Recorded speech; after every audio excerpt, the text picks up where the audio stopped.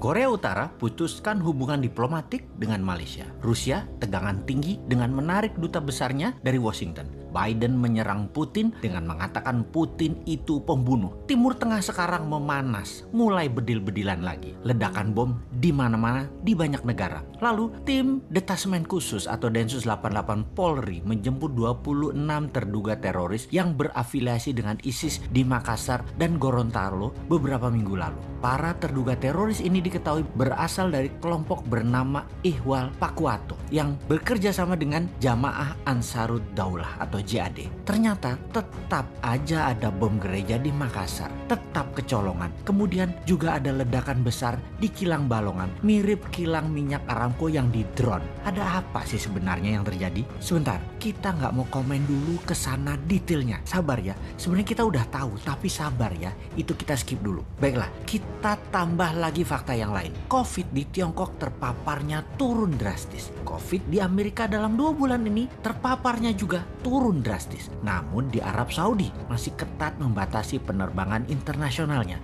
Masih selected karena COVID merajalela lagi. Bahkan di Tanzania lockdown. Negara Eropa Barat seperti Spanyol, Inggris, Perancis, Italia masih juga selected international visitor karena masih pandemik. Jenis baru lagi pandemiknya. Banyak di negara besar dan negara penting di dunia ini ternyata COVID belum bisa turun drastis di sana. Sehingga efek perlambatan ekonomi menjadikan mendung ekonomi di Eropa, di Afrika, di Asia. Pastinya di dunia di tahun 2021 ini mendung ekonominya. Bagaimana kita melihatnya hal ini yang lama kita sudah mengatakan dalam analisa Sontoloyo ala Bosman itu. Ketika globalis di belakang Biden CS Partai Demokrat Amerika, maka globalis menguasai 2 negara besar, Tiongkok dan Amerika. Keduanya diadu adalah Tiongkok CS yaitu One Belt One Road versus High Road-nya Amerika CS. Kemudian dunia dibuat gonjang-ganjing di mana instrumen perang yang terbesar adalah perang militer, yang terkecil adalah perang sel atau biasa disebut terrorist act mulai dipakai lagi.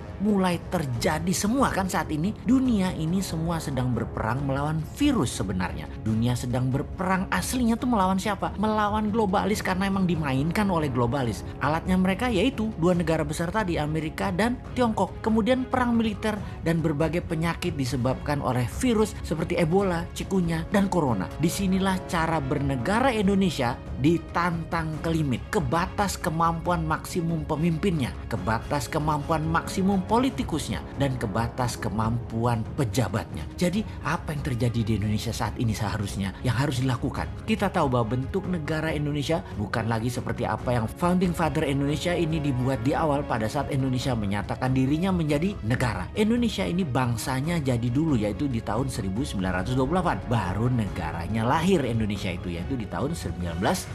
Bergesernya bernegara saat ini karena kekuatan parlemen yang menguat ditambah kekuatan partai yang mencengkram dunia perpolitikan di Indonesia. Kita bukan lagi bentuk negaranya presidensial tapi parlementer. Karena itu ketika parlemen bertaring terlalu kuat, siapapun presidennya tidak akan bisa main gigi 5. Full throttle itu tidak mungkin. Tetap harus bagi-bagi kekuasaan dan bagi-bagi permen keuangan. Lalu yang jadi masalah adalah pengetahuan bernegara masyarakat juga parah, dibuat jadi rendah. Jadi yang memegang kendali bernegara tinggal mainin aja apa pendapat rakyat, apa pendapat mereka. Rakyat manut, nonton, gak bisa buat apa-apa. Contohnya mulai digulirkan wacana presiden 3 kali di mana muncul kampanye mempropagandakan bahwa calon terkuat Jokowi Prabowo di tahun 2024. Lalu ada berita mengejutkan kalau Jokowi mencalonkan ketiga kalinya, hasil survei ternyata nama SBY melawan dengan kuat. Bahkan saat ini leading. Nah lo bingung gak tuh kaum old mind? Kalian ini gak pernah selesai berdrama ya.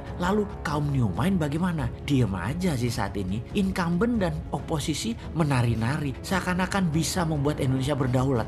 Ternyata sulit juga ya. Banyak orang yang gak tahu kalau saat ini Indonesia dipengaruhi Tiongkok dan IMF secara absolut. Banyak yang gak sadar dan banyak yang gak tahu. Paling banyak adalah yang gak peduli. Begini deh, kan 3 kali presiden menjabat masih wacana. Bagaimana kalau kita tambahkan wacana lagi, yang lain lagi? Ini kalau old mind punya nyali dan old mind punya kesadaran bernegara, yaitu cinta rakyat. Saat ini old mind berkuasa 100% di parlemen dan di pemerintahan. New mind di pinggiran, tak bertaring, tak berkuasa. Namun demi bangsa dan negara, beranikah sistem bernegara kita Indonesia tercinta ini untuk pilpres nanti lepas threshold 20% suara parlemen parlemen untuk calon presiden bisa dicalonkan. Suara 5% saja dan boleh mengajukan sepasang. Jadi banyak partai tidak harus berkoalisi. Terbukti 4 kali pilpres gabungan partai-partai calon presiden dan wakilnya tidak pernah terlalu cantik pasangan keduanya setelah menjabat. Jadi bagaikan pasangan nikah tanpa cinta. Ya sudah, sekarang kita usulkan suara parlemen turunkan dari 20% ke 5% untuk ambang batas calon presiden dan langsung bisa mengajukan sepasang. Syarat berikutnya, total pasangan calon tidak boleh 7 pasang dengan menghitung suara parlemen dari suara terbanyak. Jadi apa yang terjadi? Misalnya pasangan PDIP dan Gerindra, Pak Jokowi dan Pak Prabowo, itu sudah 30% suara parlemen. Tapi masing-masing ternyata kreatif. Masing-masing mencalonkan diri sendiri. PDIP mencalonkan Ganjar dan Puan. Gerindra mencalonkan Pak Prabowo dan